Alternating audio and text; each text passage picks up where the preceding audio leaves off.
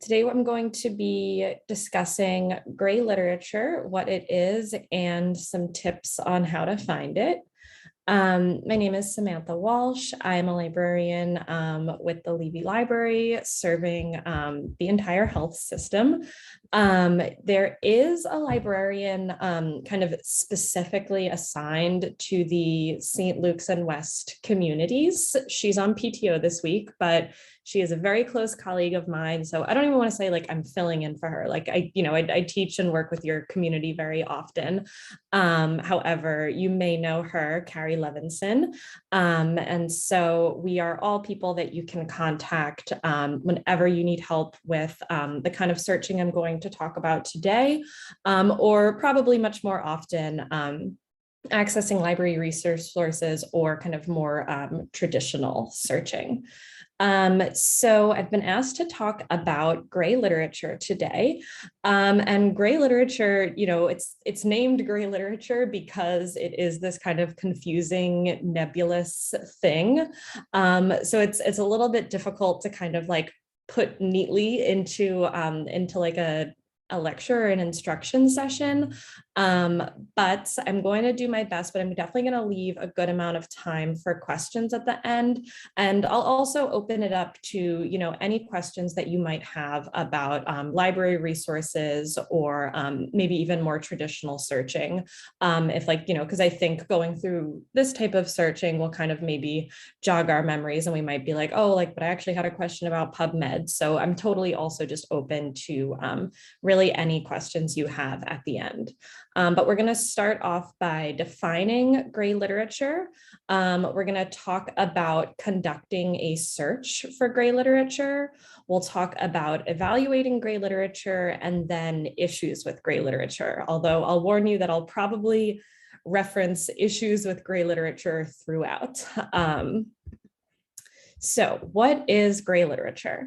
Gray literature has been defined. So I feel like the term gray literature has been kind of like knocked around.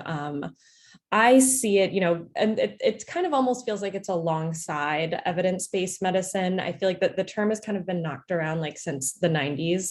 I obviously was not reading about it in the 90s. I was a child. But when you look at references, that's kind of when people started to think about like, okay, like what is this body of literature that is not traditional literature, but still important? But this definition comes from 2010 and is still kind of our accepted definition. And it comes from the International Conference on Gray Literature.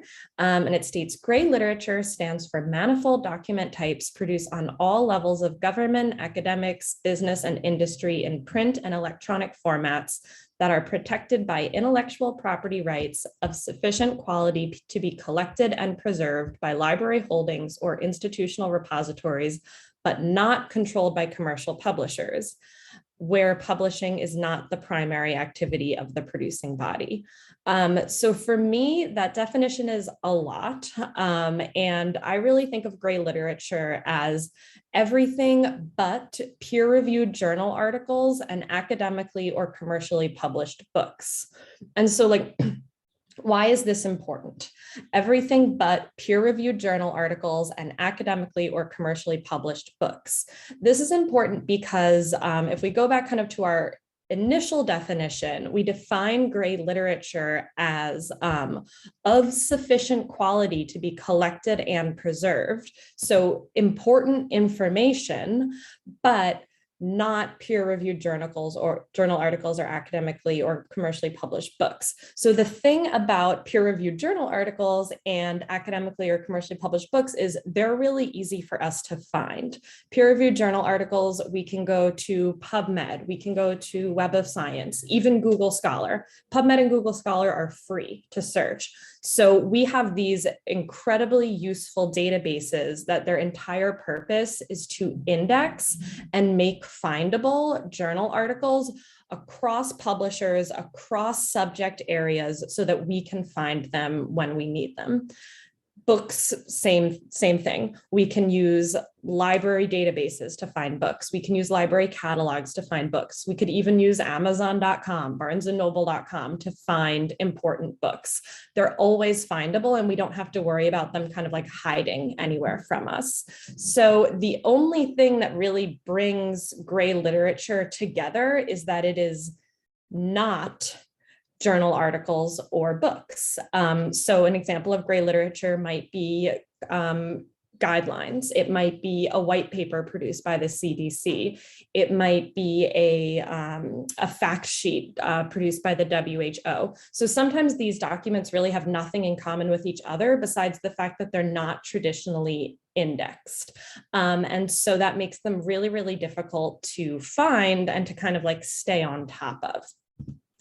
And so now that we've kind of done our quick definition, I'm hoping we can use the chat or speak up if we have something to say.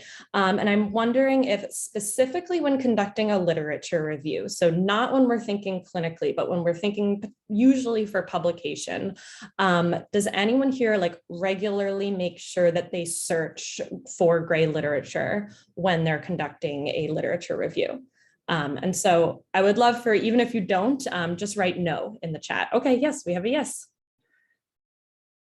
So feel free to write no as well, but also interested in yeses.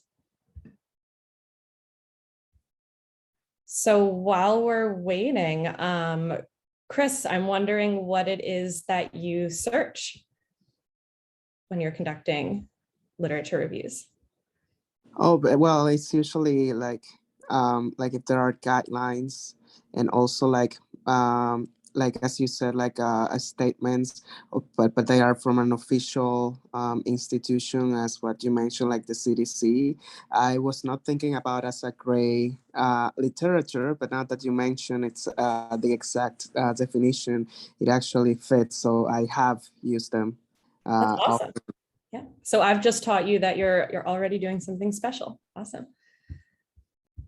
Anyone else? Okay, so next question. Does anyone regularly search for gray literature sources when searching for clinical information?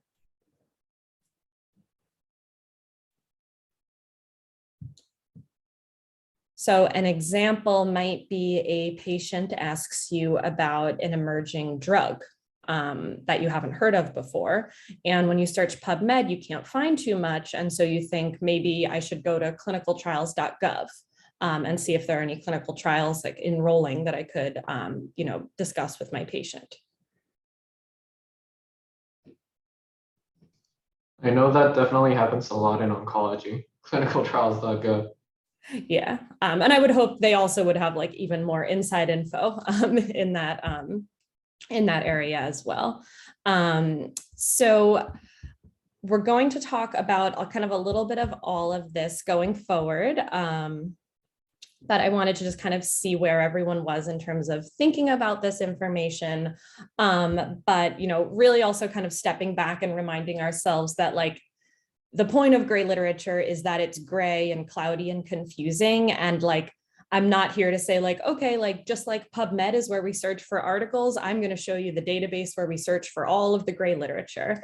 Because unfortunately, people have tried to make gray literature search engines and like it simply doesn't work because it's all such different information. So where does gray literature come from? Gray literature can come from government agencies, universities, think tanks, nonprofits, professional associations, and really non-government associations as well, of course. And all of these types of organizations are producing information that may be relevant to our research and maybe less so to our, direct clinical interactions. I'm not sitting here saying like, oh, just go find some like white paper and then start basing clinical decisions off of that. But if we want to kind of stay ahead of the curve in certain areas, having some tools for searching gray literature can be helpful. So forms of gray literature, again, really all over the map, but they can include reports. So I'm going to kind of link out just to look for examples. So potentially a report by the WHO. People's theses and dissertations are considered gray literature. So more and more theses and dissertations are showing up in Google Scholar, and Google Scholar is becoming kind of the standard search engine. Not saying that's a good thing, but as Google Scholar has kind of become the standard search engine and theses and dissertations appear in that, in Google Scholar results, I'm feeling like theses and dissertations are not really considered gray literature anymore. However, if you are searching Google Scholar and you come across a thesis or dissertation that might be relevant to your research, a big thing to think about is that theses and dissertations are not peer reviewed in the same way that journal articles are, obviously. And so a good idea might be to use the thesis or dissertation and look at the references that it has cited, or in the other direction, take a look at the author and see if maybe after they graduated, they published something else. Fact sheets.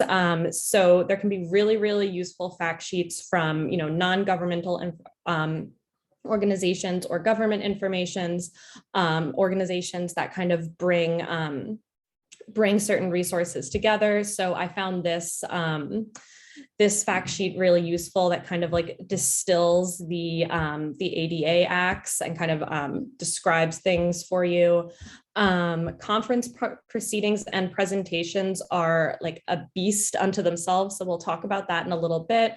But unfortunately, conference proceeding and presentations are not, they're not uniformly published. So you might go to one conference and all of the papers, all of the posters, everything presented at that conference is indexed in a database that people search all the time. Maybe it's Embase, maybe it's Web of Science. And then you might go to a similarly sized conference, a similarly, well-known conference, and they don't publish the proceedings and presentations, and they're much more difficult to find.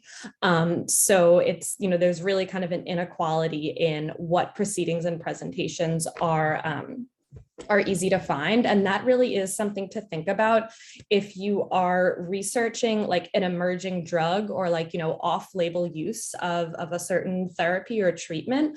Conference proceedings and presentations are going to be really useful for you. So for example, for the past few years, I've been helping a lot of groups with systematic reviews on, I hope I pronounced this right, fecal microbiota transplantation.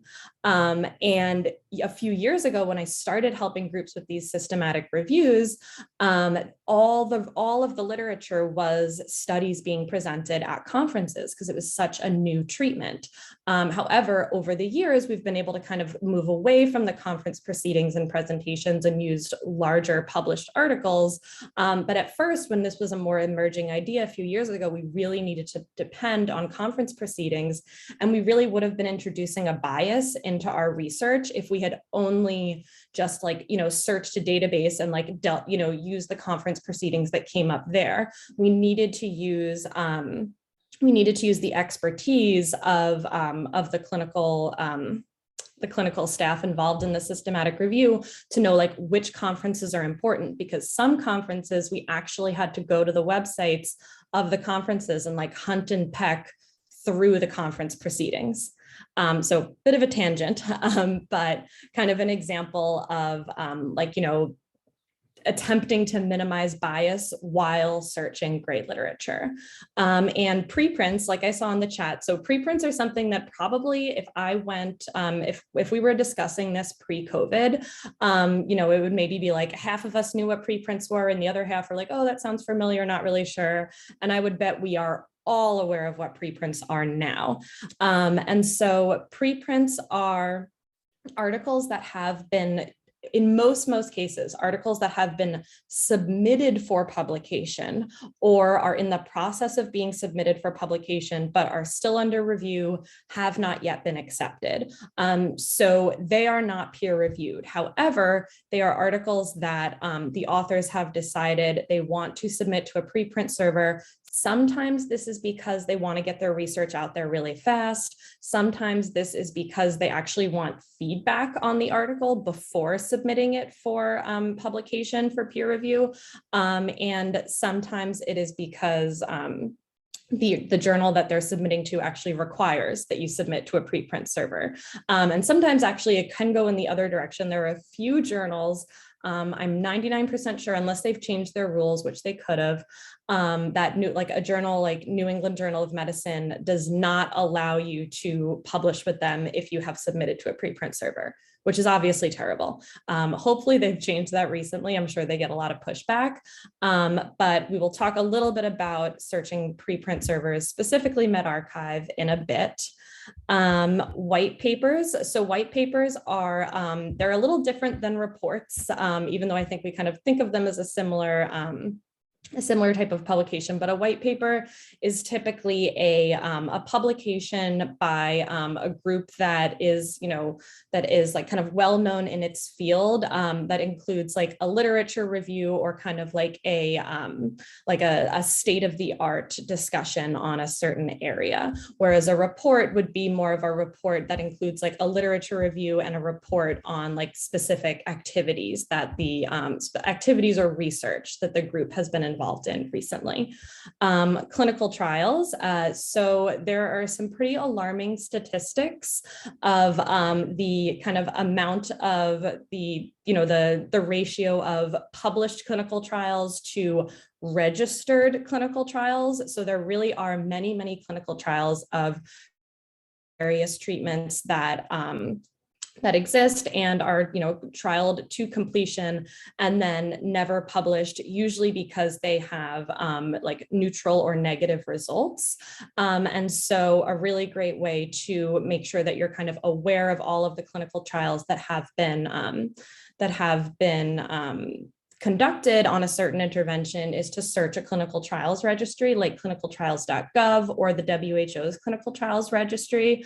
Unfortunately, clinical trials are typically only required for interventional trials and randomized control trials typically, and not observational studies. So, we can only really think of using a clinical trials registry to kind of fill in the evidence gap when we're thinking about interventional trials.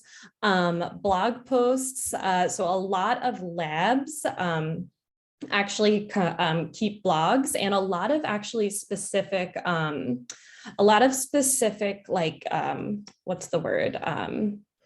disciplines.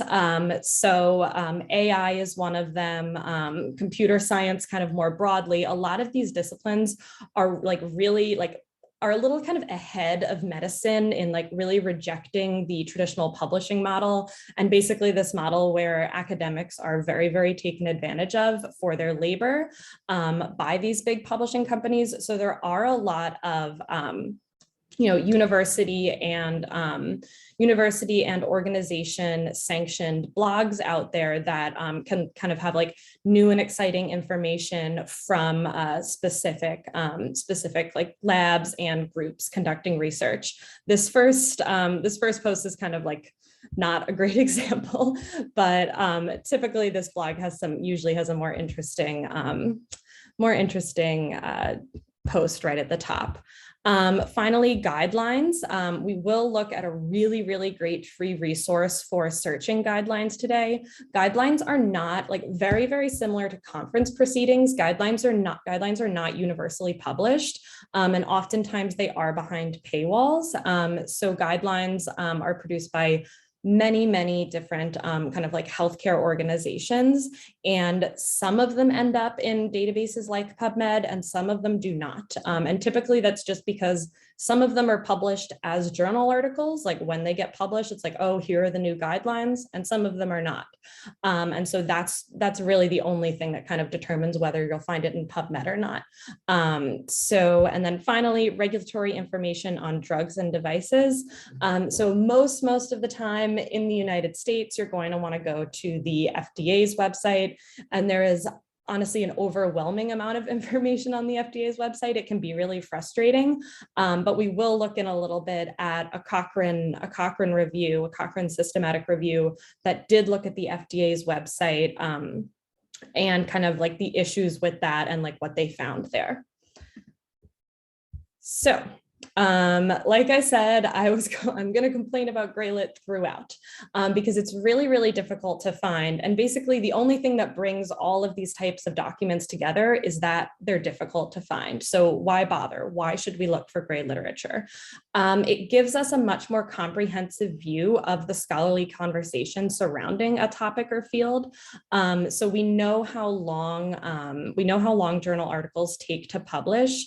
And we also know kind of like the hoops and the hurdles that people have to jump through to get their journal articles published. So looking into gray literature can really help us find a lot more. Like specifically when I work with people that are looking into medical education.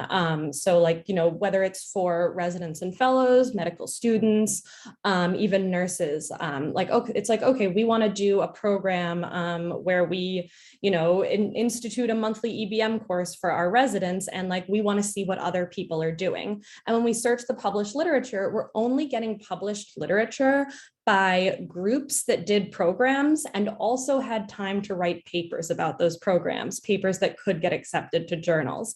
But if we zoom out and look at gray literature, maybe like medical education blogs, conference proceedings, you know, it's a little bit easier to just like put a poster together and present it at a conference than it is to write an entire article. We can get a much better view of like what people are doing and give us more ideas for, you know, what we might want to institute.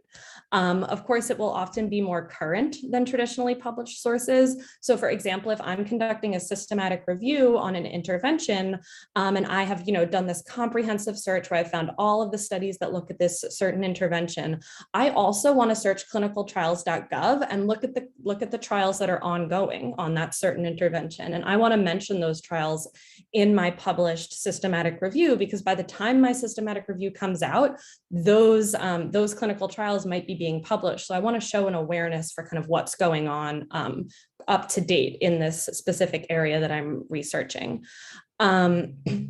It's also often a good source for data that we simply wouldn't have access to, as well as information on policy or procedures. And it definitely helps reduce publication bias. So like I said, there's been a lot of research recently over the past few years on kind of like negative or insignificant results that go unpublished. So I've referenced systematic reviews quite a bit, and that's because we really we take a lot of our search recommendations and search methodologies from Cochrane. So Cochrane is an organization that not only produces systematic reviews, and so I know I'm not telling you anything you don't know. We all know about Cochrane.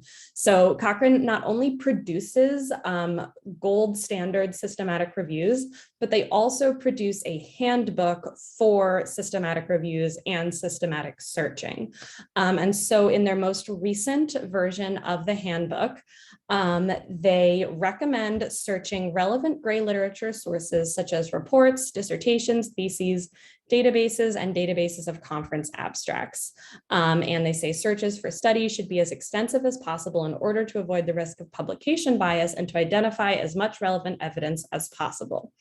And so like, this is great, right? But this doesn't really give us any help in terms of like, how should we do this? And when you dig into the Cochrane handbook on how to search for gray literature, it really isn't that helpful beyond kind of saying, okay, you need to do this.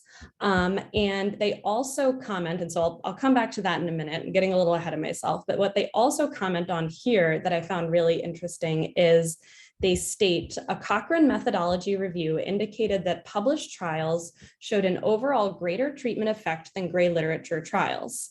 Okay, so typically the trials that get published on a certain intervention typically show an overall greater treatment effect than trials that we found using gray literature search method, essentially registered trials that weren't published. Although failure to identify trials reported in conference proceedings and other gray literature might affect the results of a systematic review, a recent systematic review showed that this was only the case in a minority of reviews. So essentially they're saying, okay, we do think that there's this big disparity, but then also maybe there's not this big disparity. So they're being transparent and they're saying we're not sure. But then they say, since the impact of excluding published data is unclear, review authors should consider the time and effort spent when planning gray literature portion of the search. And so that's kind of when I get to kind of thinking about planning your gray literature search, in a minute, I want us to kind of remember that. Like, it's important to remember that this can be really time consuming. So it's really important to kind of step back and think about, okay, like, what do I need out of this search? And kind of like Chris or Christopher was saying earlier, we typically want to think in terms of like, okay, what do I need? Not like, oh, I'm going to go do a gray literature search, but we want to think like, okay, I need to search for clinical trials, or okay, I need to search for guidelines produced in Asia on, this medicine for adolescents because it's approved for adolescents there and not here, or something like that. But looking specifically at a Cochrane review that did search gray literature, and kind of a little bit more interesting than your typical Cochrane review that would search registered clinical trials, this Cochrane review searched FDA regulatory, or not just FDA, regulatory information from the FDA, the EMA, and even some pharmaceutical companies. And so this is just a screenshot of their methods section. And they say, okay, so for a description of how we searched, see Appendix 6. So when I go over here to Appendix 6, they say that we searched the following sources, and they give an extremely, I'm not going to make us read this, but an extremely in-depth description of how they searched these interfaces. And then when we go to the results of this search, they're describing that they had to download thousands of pages from the FDA website and basically create like a table of contents from what they found. And they found something really interesting when they kind of compared the citations of the published trials to the trials that were used in the FDA regulatory documents. So basically they say there was no correlation between citation frequency. So basically how many times the trials were cited, citation frequency of treatment trials in the FDA regulatory documents, and trial size. The biggest treatment trial is cited only 4 times in 3 documents, while other contemporary treatment trials are cited far more. So they go on to explain that they really did kind of find quite a disparity when they were comparing the use of certain trials in FDA documentation as opposed to the size of those trials. So the trials that you would assume would be cited more were not. So all of that said, kind of making my case for why gray literature is important and why we should search gray literature. That's where we kind of want to just stop thinking about it as gray literature, and we want to just think about an information need. So anytime we have an information need where we're like, I need to go beyond PubMed and Google Scholar, I need to go into kind of maybe some different types of resources. The first thing you want to think about is, okay, well, what am I looking for? What types of resources might be useful for me? Next, what organizations might be either making those sources available or producing those resources. So, I know clinicaltrials.gov makes clinical trials registries available, but I also might want to check out the American Pediatrics Association to see if they have any, reports on a certain question that I have. I also want to think about date. Am I only interested in finding really, really recent and emerging gray literature, or do I want to go back really far? And then of course, geography. Are there reasons why certain areas would be more important than others? Do I want, if I'm looking specifically for data on, I don't know, prevalence of anxiety, am I only interested in New York City? Can I zoom out to the United States? what, and like, why is that? And you want to make sure that you don't just say like, okay, I want to find everything. I just want to find everything on this topic. And you don't want to just start Googling because you will find too much. So as kind of an, I'm going to skip this one, as kind of an example, I want us to think about if we were interested in sleep disturbances in adolescents. So let's say I'm interested, I'm kind of saying to myself, you know, I don't really like that we don't really have like any kind of like treatment methodology for adolescents that come to us with sleep disturbances. So what can I want to kind of see if there are any useful clinical trials out there that I can kind of keep my eye on. And so I'm going to go to clinicaltrials.gov. And even though it still looks a little kind of like wonky and old fashioned, they did recently kind of redo the back end of clinicaltrials.gov, and it's gotten a lot better in terms of search functionality, in my opinion. So I'm going to search sleep disturbance, and I'll search adolescents. And so the first thing I actually want to point out is the search details. So see, we have these tabs here. And then if we hit search details, what it's telling me is, okay, you searched adolescents. We actually also searched a bunch of other useful terms for you.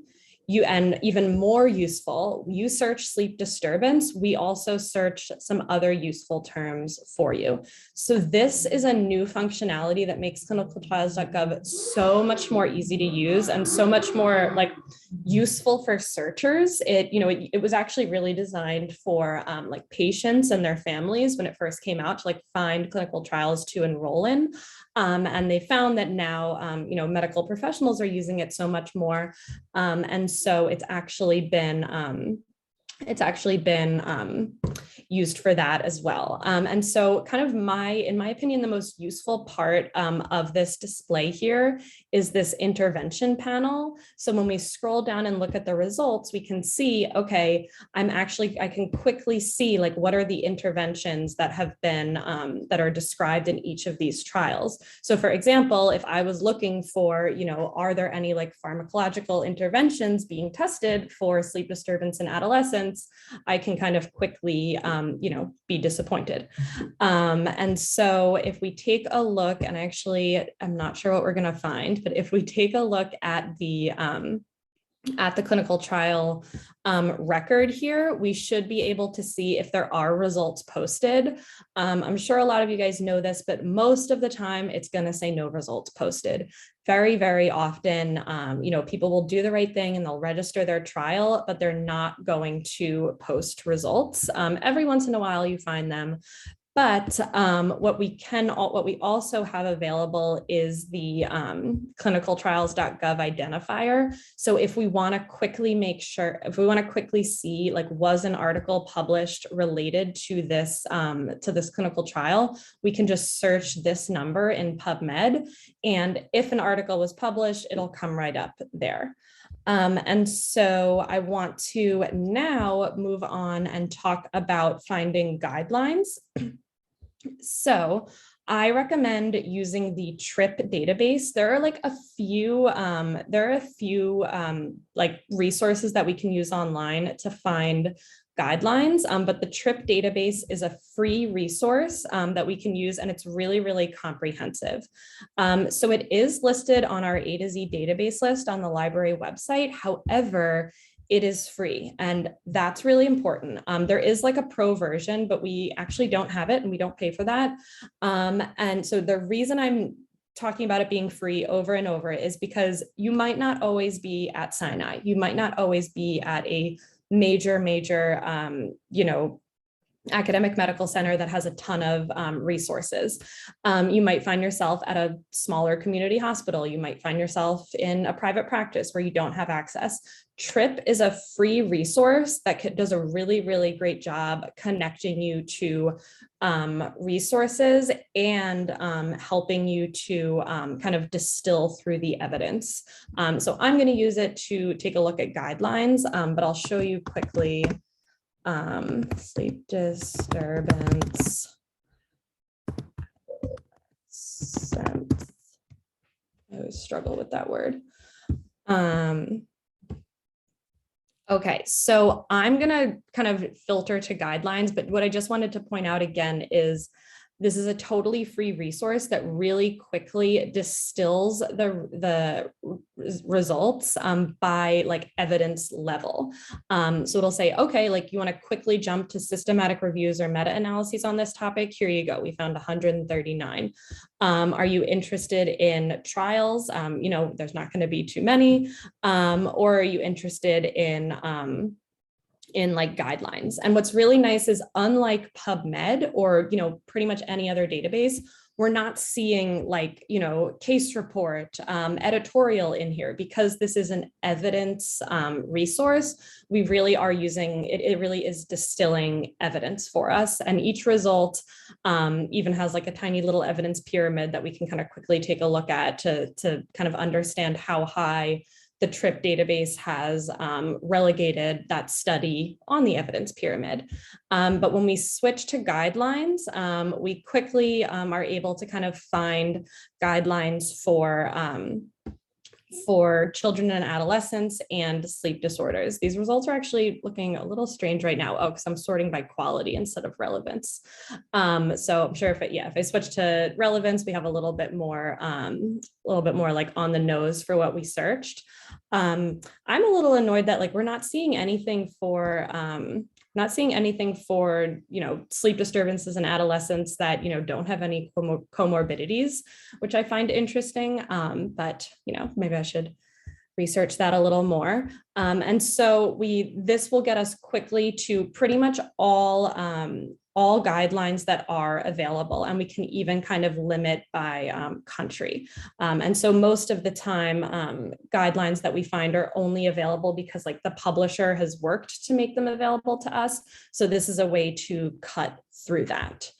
I also want to navigate to Web of Science. So I'm sure if you've had a session with a librarian before, if you've worked with a librarian before, you've probably heard all of us say Web of Science and Scopus are like the same thing, and they are very similar databases. And I'll just show you. Scopus is linked right on our homepage, and Web of Science, you do have to go into the A to Z list to search it. But Scopus has really been acting up lately, and so unfortunately, I'm going to search Web of Science. In a lot of ways, I prefer Web of Science, but when I'm searching for gray literature, there's actually some cool things we can do in Scopus that we can't do in Web of Science, but it's not working lately, so I can't show it to you. But I really recommend in a few days, hopefully when we get it back up and running, checking out Scopus as well. And if you have more questions about that, just let me know. But what I want to show you in Web of Science is that we can quickly limit to meeting proceedings and conference abstracts. So I already put a search in here where I say, okay, in the title, give me sleep disturbance or disorder, and in the title or abstract, that's what topic means, give me adolescence. And so when I run my search, I get a ton of results. Who wants to scroll through all that? And pretty much all of the relevant results that are full-length journal articles would be in PubMed. So what I like to use Web of Science for, okay, well, first I'll show you one thing I like to use Web of Science for that has nothing to do with gray literature. I like to just sort by highest cited. So this is a really, really useful thing that we can do in Web of Science and Scopus that we can't do in PubMed, because sometimes we're doing research and we want to just make sure that we're not like missing like a really important article. We don't want to be like, oh, I wrote this lit review and then like I didn't cite the article that everyone else cites or something. So this kind of helps us get around that by like making sure, okay, like, do I know about these articles that are showing up first here? But that was just my aside. That had nothing to do with gray literature. But to get to meeting abstracts and conference proceedings, under document types here, we click see all, and then we could just limit to abstracts and proceedings. And the difference is really just like abstracts are published as like standalone abstracts, and proceedings are published as like the entire PDF has like every abstract on it. So of course, there's like a level, it's basically just the level of granularity is the difference. And it's taking forever to load, but Web of Science is a really quick and easy way to find conference proceedings. That said, if you are doing a targeted search for conference proceedings, so let's say, you are researching this, emerging treatment in gastroenterology, and you want to search conference proceedings, your first step, and you can work with the librarian to do this, your first step is making sure that all of the conferences you're interested in are indexed in Web of Science. Then you can use Web of Science to search. But you might find like, oh, this one conference isn't indexed in Web of Science, and then you have to actually kind of manually search on the conference's website or something like that. So a little annoying, but it is what it is. And medRxiv is the kind of the preprint server that is the health sciences sister of bioRxiv. So it is maintained primarily by the Cold Spring Harbor Laboratory. And I discussed preprint servers a bit before, so I'm not going to kind of go into preprint servers and what they are, because we know that they are pre-peer review or during peer review articles that people want to get out there as soon as possible. All I want to say about medRxiv is search medRxiv as simply as you possibly can. Do not go into medRxiv and put in like some crazy long search strategy the way you would in another database. Like I would not even go in here and do like sleep disturbance or disorder. Like this is going to confuse it. And unfortunately, most of these gray literature resources, like, they're not designed with the same kind of search functionality as databases that we're used to, like PubMed and Web of Science. And so we need to be a lot simpler. And so I would really just search sleep disturbance, adolescence, which I know that's what I've been searching in all of these other resources, but typically I would maybe be a little bit fancier. But my point here is don't be fancy in medRxiv, because the fancier you get, the more results you'll get, and they'll get like more and more irrelevant. And an important thing to kind of keep in mind when you are using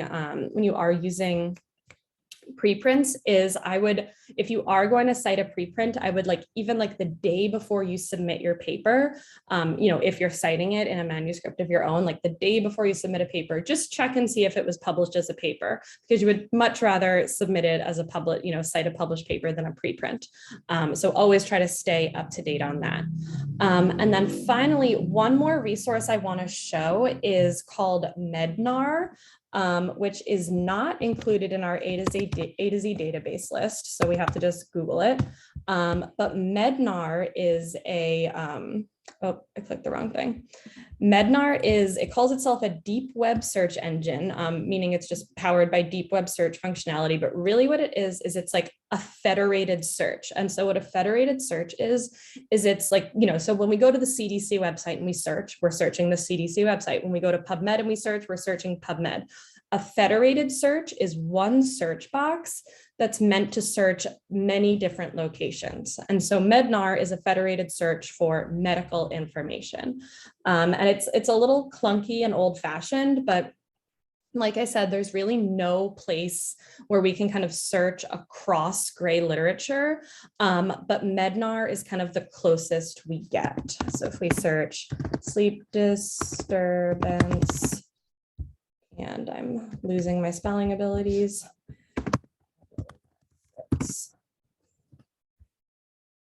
And so see, it's kind of searching 36 different sources. And then the first thing I want to do is look at the sources that it's searching, because one of the places that it searches is PubMed. And I don't care, I can search PubMed myself in a much more attractive interface, the PubMed interface. So the first thing I want to do is use this limit to.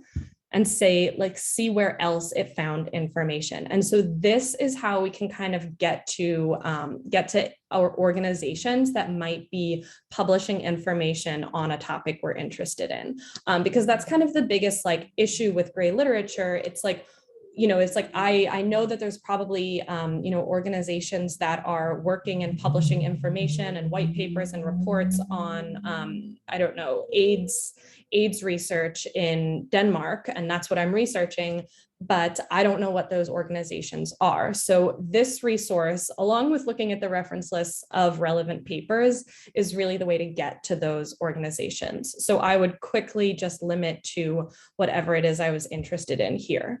And probably not WebMD. I don't really love that it searches that. But, I might want to see like, okay, what is the CDC? And I will warn you, a really big issue with gray literature is that there's a lot of broken links everywhere. So I am sure half of these links, if I clicked on them, they would be broken links, or my next click would be broken. So a lot of gray literature is kind of like coming up against like walls, and then going back and kind of finding like another entry point to what it was you were looking for. So evaluating gray literature is a lot different than evaluating published journal articles. So of course, I always remind people when we are evaluating published journal articles, we don't only want to look at the name of the journal and the name of the author and say, okay, this is a well-known journal and a well-known author, I'm good to go. Because, I think we should all remember that the paper that originally called the MMR vaccine into question was published in the Lancet. So it's not always about journal, but that's still an important way to begin an evaluation. And with gray literature, we lose that. So we want to think about currency. So like I said, a big way we find gray literature is we might be reading a published paper on our topic, and that published paper cites a report or a data set that we want to use. And we always want to see maybe there's a more recent version of that report or that data set that I can use for my paper. We do want to look at the publisher and the creating organization, and we want to see where is the funding coming from. So of course, if it's a government organization, we don't have to worry as much. But if it's an organization that we don't exactly recognize the name of, we always want to see, okay, how is this organization funded? Who are the authors? Are there references? So most gray literature, when it comes to like reports and white papers, of course, not as much like, a clinical trials registration, but any report or white paper or guideline, obviously, that you would be citing should be evidence-based. It should be referenced. So just because something's gray literature does not mean that it's not evidence-based. It should be very evidence-based. And how does this information fit into the larger conversation? This might go without saying, but you don't want to be, if you're reading something you've found that you think seems relevant, but it is kind of making arguments that are like very, very different than what you're finding in the general published literature on this topic, that's a big red flag. And finally, when it comes to who the authors are, the references, and the funding, you want to see transparency. You want to really understand where the information that you're reading came from. And problems with gray literature, which I have probably kind of gone over as I've gone on and on here, is that there's no gold standard for searching. So as I explained, the Cochrane organization, which is like, they are like the searching gods. They tell us how to search everything. They are so detailed. And when we read their guidance for searching gray literature, it's really, really kind of just like, do what you can, try as hard as you can, but also, be careful with your time, because it's really difficult to search for gray literature. And we often end up in this kind of like hunt and peck methodology. There are no clear publishing guidelines or timelines for gray literature. A journal releases a new issue every month. Whereas let's say, the American Pediatrics Association releases a report on asthma every 2 years. They might just skip a year sometimes. So oftentimes, gray literature doesn't really behave how we expect it to, often due to funding. And like I said, broken links, you run into broken links a lot. So earlier, I'll show you one broken link that really frustrated me. When I was looking at the clinical trials, I got really excited by this one because I couldn't, like I said, I couldn't find any like pharmacological studies on adolescent patients with insomnia. And then I found this one and I got really excited. And I saw the dates and I was like, oh, maybe they have results. Darn it, they don't, as usual. But then I saw this link to results on Astellas clinical study results website. So I click, says you're leaving. Okay, that's fine. And then it's like, it just takes me to search their website. And so it says, okay, help us find what you're looking for, search for it. And so I was like, okay, I'll just keep things simple. I'll search for the name of the drug and I'll just show you guys this. It doesn't show up. I tried every which way to find it on this website and it wasn't there. So it can be really, really frustrating when you're kind of hitting these broken links. And sometimes, sometimes there are people we can contact to get the information, but oftentimes there's not. Again, no central repositories or databases where we can search across gray literature. And oftentimes we let gray literature come to us. Like I said, the best first step for finding gray literature is seeing what's being cited in published papers. However, that's not always the most unbiased way to find gray literature. So we want to kind of strike a balance there. And I wanted to just let you guys know about our last 2 open classes coming up before the end of like what we would call the spring semester. We have a class that's kind of the opposite of what I did. It's building a search in the most structured way possible using PubMed and other databases and building a really structured search. And then an introduction to EndNote in mid-June. So you can register for those by clicking on this lady on our website. And I think I might be out of time, but I am happy to take questions if I do have time, and you can always contact me directly. Thank you so much. That was great. So yes, we do have some time for questions if anyone wants to unmute yourselves or put it in the chat. And like I said, if there are like library questions, happy to answer those as well.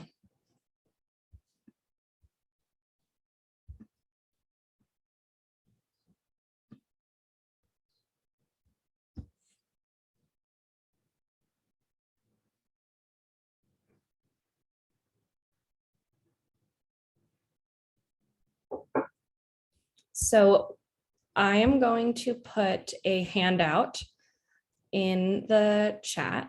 So it's basically just a list of gray literature resources.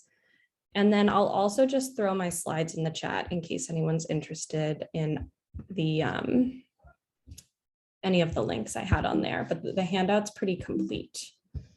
I'll try to throw my slides in the chat. Thank you. That was such an informative talk. Thank you. And download.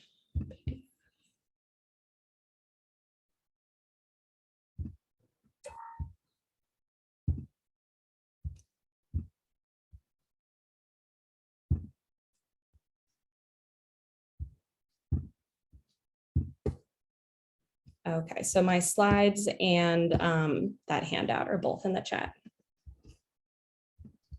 Thank you so much. We'll make sure to upload them to our webpage along with your lecture. Again, thank you so much. That was very helpful. No problem. Great to meet you all. Likewise.